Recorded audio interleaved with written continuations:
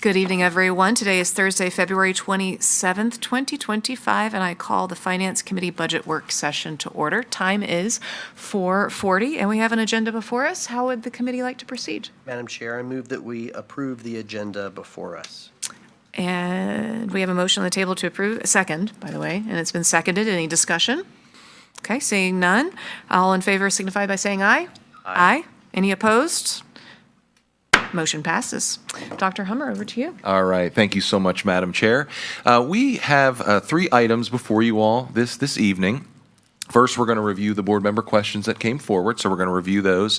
Also go over any other questions you might have. Then we're going to dive in a little bit on the updates of the state revenue estimates. So I think we have some good news, and hopefully that good news continues. I know we have to wait for the governor to review what the proposal is coming out of the General Assembly, and that should really help us, especially with next steps from the locality as well. And then we have a lot of other funds that we want to make sure that you guys are made aware of, that we review every year, of course. And there's different funnels of funding that we get for each of these, but we want to make sure that you all have information on each of these funds as well as the public, because as we've mentioned, we are a third of $1 billion business, and this is why, because of all these other additional funds that we receive. So all this is for information only, Madam Chair, and of course any questions that you have, and I'll now hand it over to Mrs. Anderson and her team.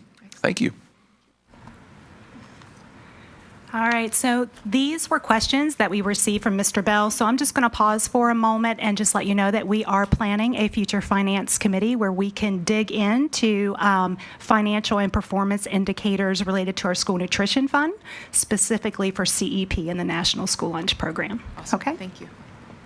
So I'll just pause for a minute so you can see the answers to those questions. Madam Chair, can I just ask Ms. Anderson a question about the 6,200 students? I think I learned the other night that we get a number from the locality. It was on the far right column of the chart. Correct. So is that where the 6,200 comes from? So, no, go ahead. Yes. I'm gonna defer to you. You look like you had an answer. So the answer is yes. So, and the reason that we get those additional numbers from social services is because for the schools that do not require the students to fill out the applications because they're CEP, social services does provide us with information through SNAP benefits, Medicaid benefits, and they're able to provide us that estimated number. So yes, sir. Yep. Thank you, Dr. Erskine. All right, so I'm going to move on to the next slide. So we have some estimated state revenue information. This is based upon the House and the Senate versions at crossover time, so earlier in the month of February. And good news, both sides of the chambers were in agreement, and that hasn't happened in several years. So both sides look like they have additional funding for us to increase the support positions funded in basic aid, which takes it back to a funding level that we had from the state before the Great Recession back in 2009. So funding more based on prevailing practice of the number of support positions that school divisions staff, as well as additional funding to support our special education students. So based on our enrollment size, we're thinking that estimate's going to be about $3 million more. But we are still waiting on the calc tool from the Virginia Department of Education to see specifically how that impacts Frederick County. Madam Chair, can I chime in here really quick just to provide you guys with potential next steps? And we always talk about this every year because it's all contingent on timeline. So I want to talk through a couple scenarios. The first scenario is the county is currently working through what the tax rate's going to be. I know they had conversations yesterday at a finance committee meeting, and then they will then advertise the budget and work through that through the same process that we work through with having a public hearing and doing all those aspects. We need to give them a number based on what we think we're getting from the state as well as what we're asking for, so they establish an appropriation of dollars. If the state would align with our timeline, that wouldn't be an issue because then we would know how much we would get from the state and then an appropriation would match what the state is giving us. So let me give you an example of what happened last year. Last year, we had, 7 different renditions of a calc tool because every time they make changes at the General Assembly or the governor, we get updated calc tools. So we always work with the county about what number we should go off of. Again, we can't go up, but we can decrease. So we always want, but we don't want to add too much because then that could potentially cause some issues as well. So we try to get to that sweet spot. What happened last year, though, is we set that number at a point we thought we were going to get, and then the board voted, you guys voted, and then the state came out with how much we were getting, and it said we were getting more. So since that happened, we can't just take that money and use it. We now have to go down to the county and ask them how we want to appropriate those dollars. And if you recall, $720,000 is we what we gave turned it back. back to the taxpayer. You got it. You got it. Yes. So in this particular case, it sounds like the timing might be aligned, and hopefully it'll happen before they vote so that we can work on what that subtraction is, because as I mentioned to you guys Tuesday, it's not, okay, now we'll just increase the state revenue to 11 and we'll keep our ask from the county at 8. It's gonna offset. So that number would go down. If we got the 3, it would go down to 5.6 from the locality, which you got it right there. So it's all going to be about timing, and it's all going to be based on where we're at with the budget process. So just for you and the public to know. Right. I just want to foot stomp that $720,000 turn back that we had last year. So we had the option to go back to the Board of Supervisors and say, hey, we would like to retain that $720,000 with your permission. We chose not to. We chose to completely turn it back to the Board of Supervisors. So I did not get my check from that cut. I'm sure you didn't either, and nor did any of the taxpayers in Frederick County. And the reason for that is that money does not go back to the taxpayer as much as I wish that it could. I wish I could stroke 91,000 checks to divvy that $720,000 up to each taxpaying citizen here in Frederick County. That goes back into the general fund, is my understanding from the Board of Supervisors. So then they decide how they want to spend that money. That's correct. All right. Thank you. All right. So we'll move on to the next slide because Dr. Hummer took care of this one for us. So thank you very much. So I want to talk about some of the baseline budget adjustments. You're familiar with, we've already talked about the $650,000 savings that we found between administration and operation departments, and we've talked about the modular lease for Middletown next year. But what we haven't talked about is we are expecting an 8% increase in our health insurance premiums for next year. And this is on trend with what other organizations our size are seeing. It's based on our utilization of the plan. We have a self-funded insurance plan, which means we pay the actual claims that are experienced in our group. We are not planning on passing this increase on to our employees, just on the employer share. Okay? Madam Chair, can I just ask, and I'm sorry if this is something that was covered before my time, so how often do we re-examine our health insurance agreement or put it out for a bid? Like, when does that? About every 3 years. Okay. I was Yep. just wondering where we were in that cycle, because I know We're in the everybody's second year. experiencing that increase right now, so. We're in the second year. Yep. So this July, we'll start looking for next year, or next July we start looking? Next July. Next July, because okay, so we end the full 3-year tranche before we start again. Okay. Great question. So just about the remaining budget timeline, we have a couple more finance committee meetings, but the point of this slide is we're getting closer to April 15th, where we hope to have a full budget adoption so that we can start our work to get our contracts out to our teachers for the next school year. So I'll pause here for a minute if you have any questions about any of the dates that you see here. Okay. So here's a picture of all of our financial funds, our adopted budget for the current year, as well as your proposed budget for next year. And you'll notice all the funds that are highlighted are the ones that we're going to review tonight. We spent most of our time talking about the operating fund. I do want to point out to you on the first line, the operating line, you may be questioning why is there an increase of 54 full-time equivalent positions. In your mind, you're thinking, why isn't that 40? So I want to draw your attention down to the consolidated services line, which we'll get into later into the presentation. We're making a change there where we're going to start directly charging those positions to the operating fund opposed to billing the operating fund. It's just a more efficient process, but it does not require additional funds in the operating fund. Okay? So we'll dive right on into the school nutrition fund. Our sources of funds here, you can see about 30% of our students participate in the breakfast program and 61% currently in the lunch program. That's an increase from 50%. The program's projected to serve just over 1,200 meals a day. And here you can see the breakdown of the sources of funds for school nutrition, with the greatest piece coming from the federal government between the National School Lunch Program as well as the community eligibility provision. Madam Chair, do we know for sure whether the breakfast bill passed both sides of the legislature? It failed. Failed. It did? Yeah, Okay. unfortunately. So how we use those funds in school nutrition, you can see here it's mostly goes to salaries and wages and benefits for our staff, as well as materials and supplies. That's mostly the cost of food. This budget proposal for next year requests the addition of 3.5 additional FTEs, and that's because our participation in the program is growing. And so that means this fund will fund 100 full-time equivalent positions next year.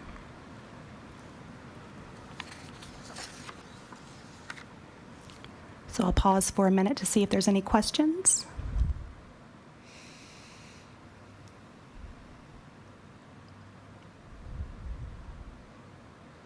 And our school nutrition employees, they're part of the classified pay group. So remember, that was a scale average of 5.6%.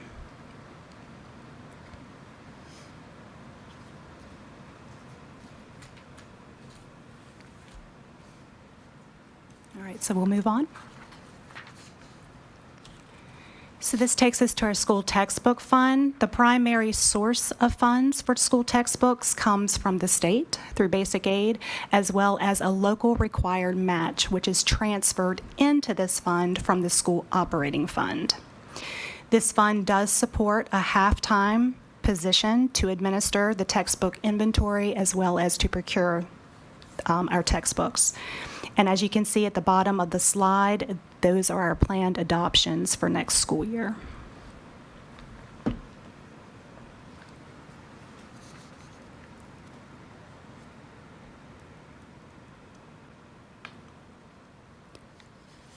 So you're familiar with this slide. You've seen it many times. You know that we're asking for an additional $1.525 million to support our debt service fund payments.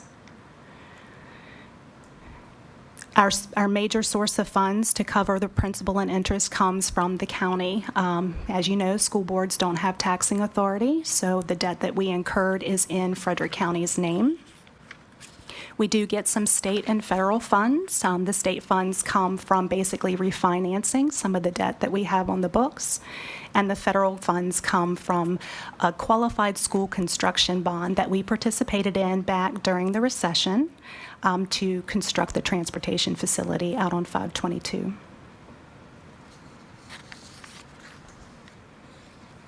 And here you can see how those funds are used. We partner with the Virginia Public School Authority to obtain bonds. The VPSA is able to do that for us in a cost-effective, efficient manner, and we pay those bonds back over a 20-year period. We currently are paying principal and interest on 31 bond issues for 11 capital projects, and 27% of those bond issues will mature over the next 3 years. And we just completed our application, our first bond borrowing for the 4th High School and Middletown Elementary. So here's just an illustration of how it works. When we were in the midst of our Indian Hollow capital project, the county gave us appropriation of just over $12 million, but we received free money going through the bond market. $1.7 million of that project we don't have to pay any interest on. And there you can see by each individual bond issue what our interest rate was. We don't borrow in one major lump sum. We borrow in amounts that give us enough cash to get through the next 6 months of the project.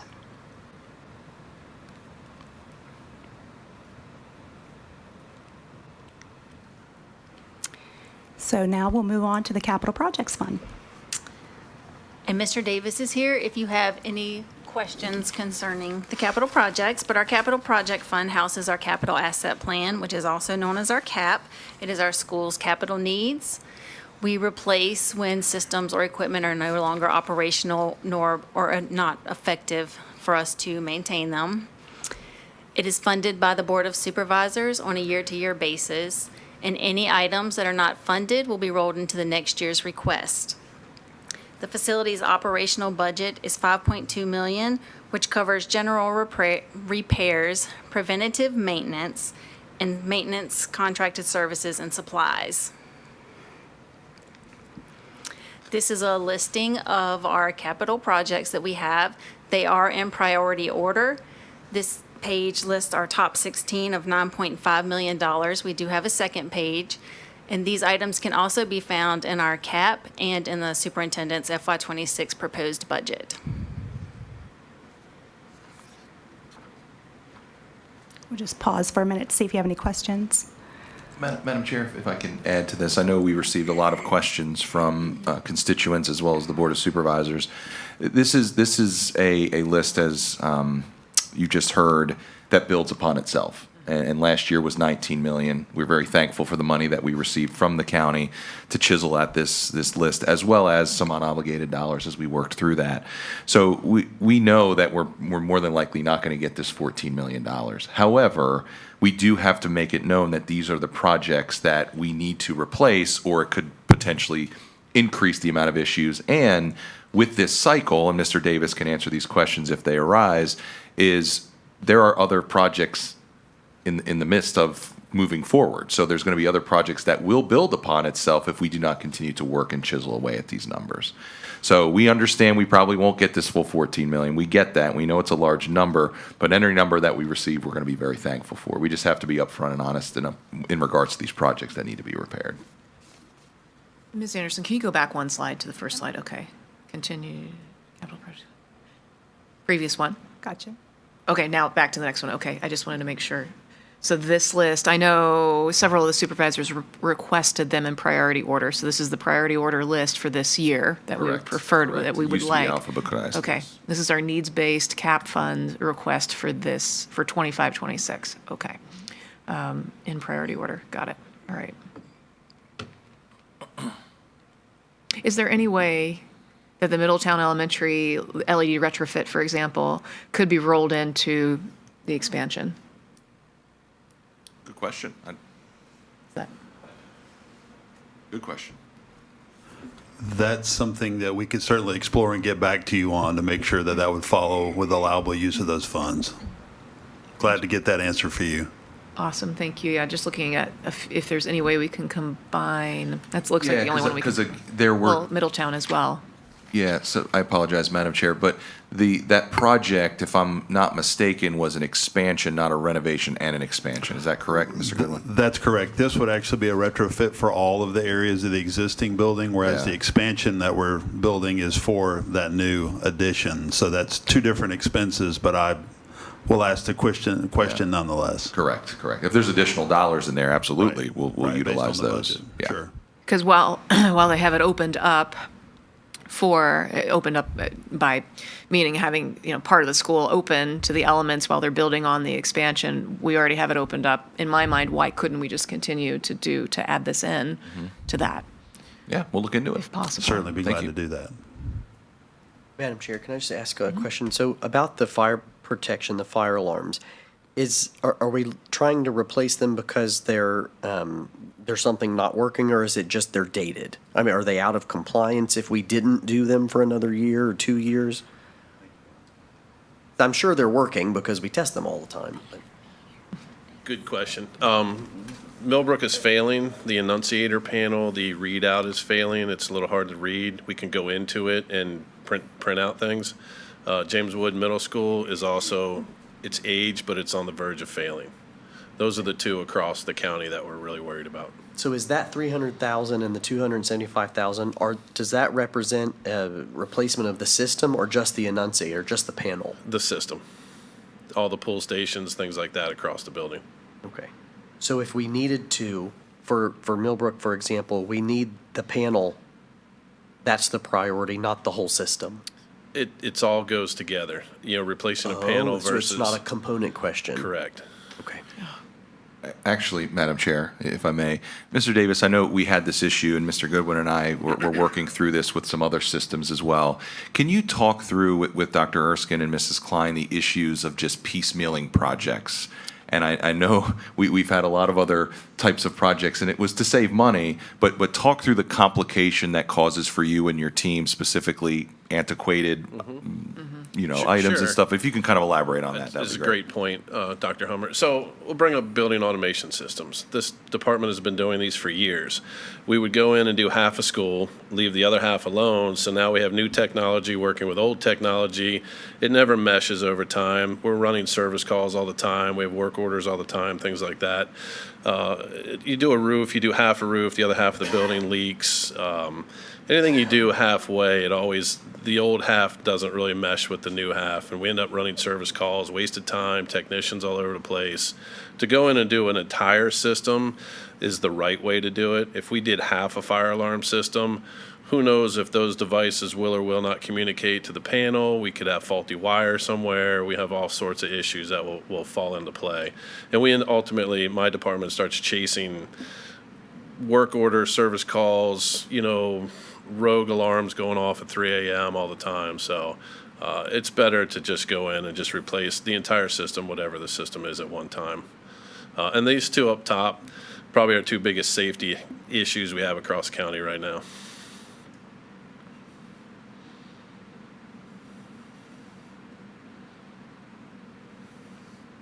Anything else? No. Great. Thank you. Thanks. Yep.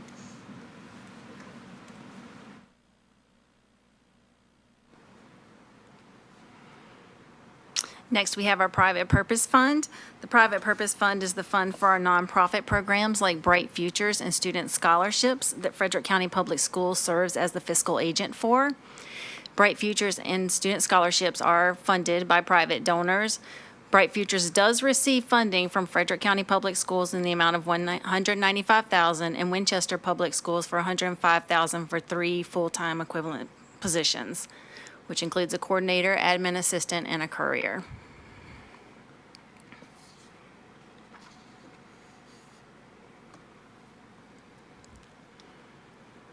This has our beginning balance from last year and all donations and interest payments from the localities, which is just Bright Futures, and our expenses and obligations through February 12th of 2025 with the ending balance there.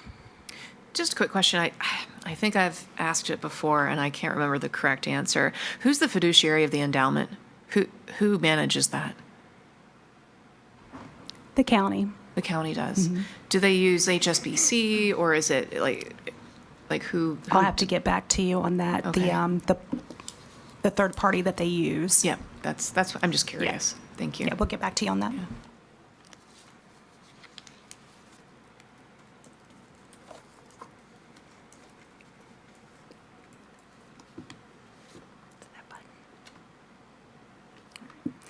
So our private purpose endowment funds is the Armstrong Foundation Scholarship, and these funds are used as a scholarship for students of Frederick County, Virginia.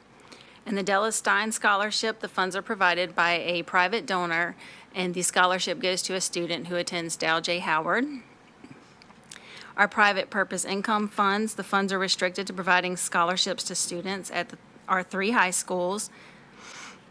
Bright Futures is the nonprofit organization that helps schools connect needs with donated resources that already exist in the community, and we have the 3 full-time equivalents that we spoke about earlier.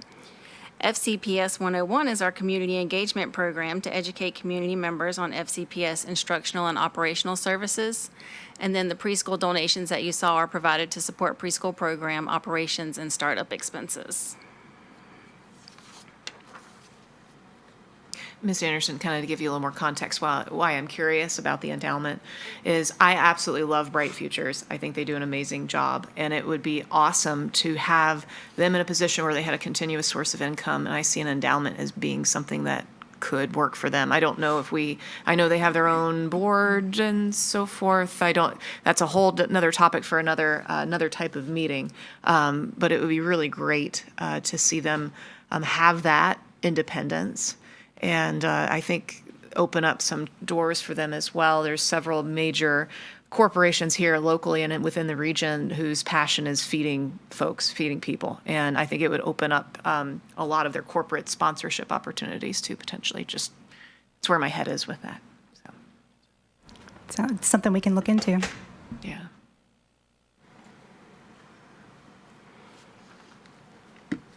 Next, we have our consolidated services funds. This is the fund where we currently bill for the vehicle maintenance and fuel charges to Frederick County Public Schools and governmental services.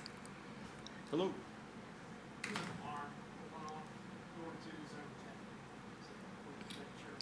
Oh, okay. Thank you. Thank you. Yeah. Sorry. Yeah.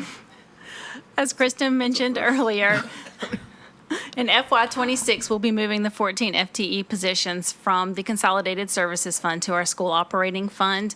These positions consist of a supervisor, an admin assistant, our mechanics, a service writer, and parts and inventory technicians, which requires no more funding for the school operating fund. I'm still waiting for my fuel card as part of my benefits. I haven't received it yet. I don't know why. We'll work on that. No comment. No comment. I have the clicker. And then for our construction fund, this accounts for sources and uses of funds to construct our major capital projects. These funds are from bond proceeds that are provided by the Virginia Public School Authority. We have 4 active construction projects.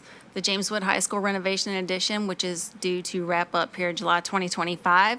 We have our 4th high school construction project due for completion in July 2029. Jordan Springs addition and Middletown Elementary addition and renovation for July 2028 completion. And the approved annual budget for these projects is based on the original project amount less any amounts that have been spent.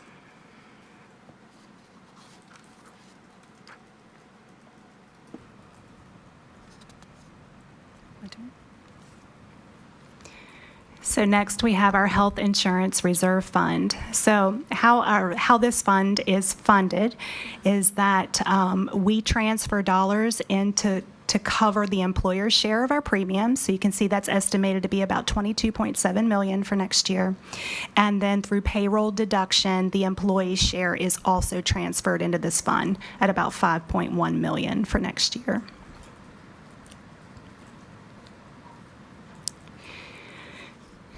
It accounts for all of our health and dental premiums that are collected, as well as any claims that we receive. Other sources of fund, we get a little bit of interest on it, and we do have some fund equity in there. It's a best business practice to maintain a fund balance of at least 3 months of claims expense. And the approved budget amount is equal to the fund balance plus receipts during the school year.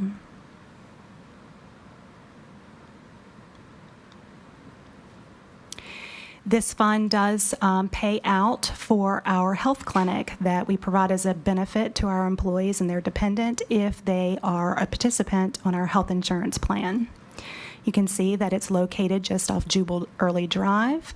It provides same-day and next-day appointments when possible. It's staffed with a nurse practitioner, medical assistant, and a receptionist, and a physician provides oversight and serves as a supervisor of the clinic. Claims are not submitted through insurance. We pay an agreed-upon service contract for this benefit for our employees.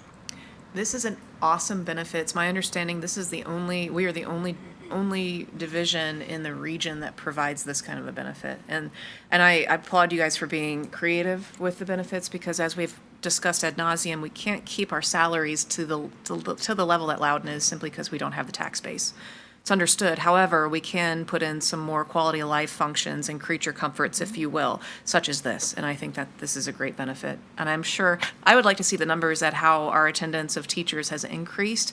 Because as a working mother myself, I've had to call in sick for work because I have a sick child that I need to get to an appointment. So it seems like this would help moms and dads both, of course, get their student or get their child in to be seen, get them handed off to an appropriate caregiver while they continue to go on to work. I'd like to see if we could put those numbers up, or pull those numbers up just to support this effort. Big fan of it. Sounds good.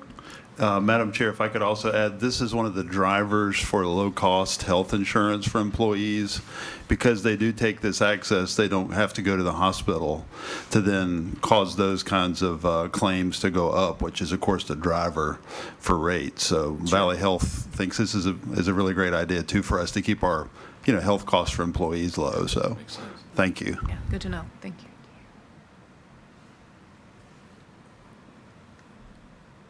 So next we have our special grants fund that right now is capturing our all-in Virginia funds that we've received.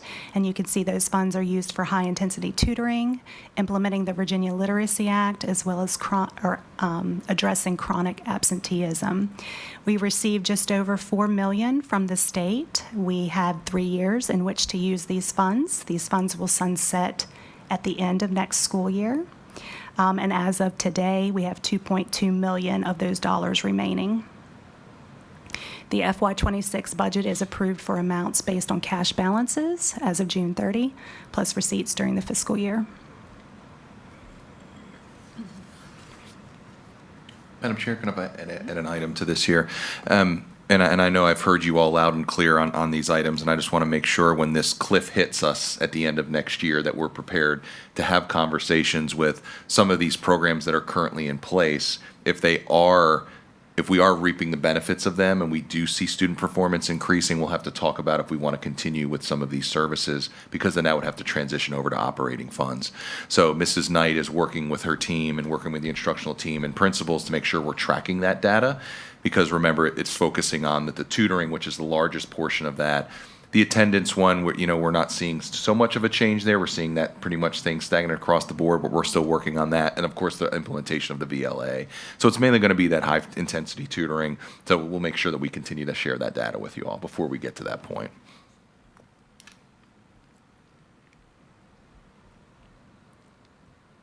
And the last fund that we have tonight is the Northwestern Regional Education Program Operating Fund. You know what NREP is, and you know that we serve as fiscal agent of the program.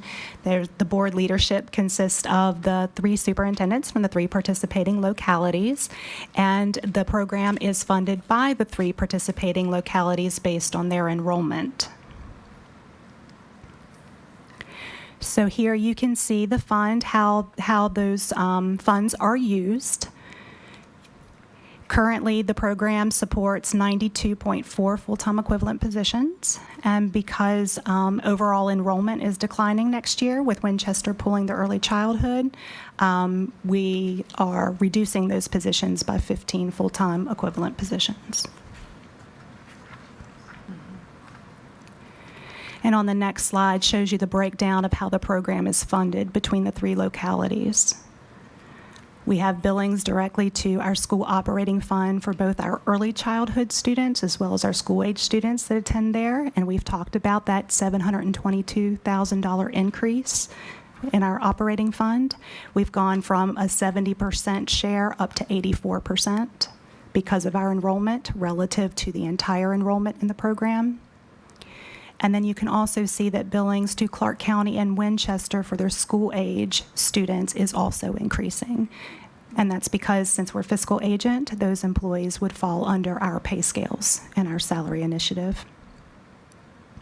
And there you can see Winchester City, the early childhood component. They were currently about 17% of the fund, and of course, they're getting that credit for next year. We also get some money from the state for technology, and the beginning balance is there as our fund equity for that fund. Madam Chair, just one question about NREP. And Dr. Hummer, if this is more of an instructional question, feel free to just tell me that. Losing that 17% and those 15 FTEs, if that trend continues, or even if we stayed stagnant for the next year, is the plan to find a way to increase that capacity back to where it was, invite somebody else to participate, use those extra slots ourselves?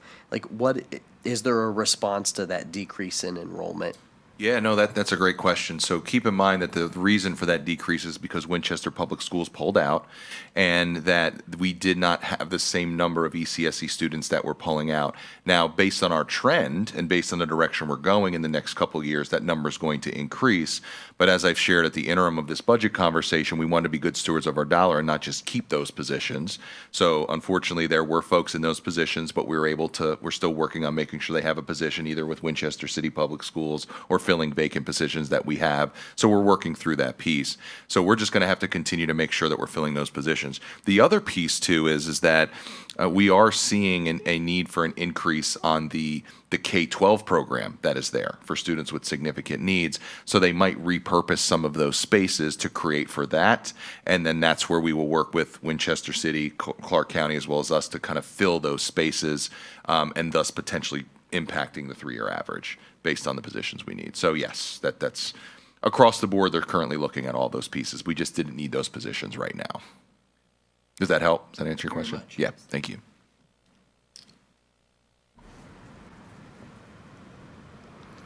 We also have a separate textbook fund for the program, $20,000, and there's no change there from the previous year, and the ending fund balance rolls to the next year until it's needed.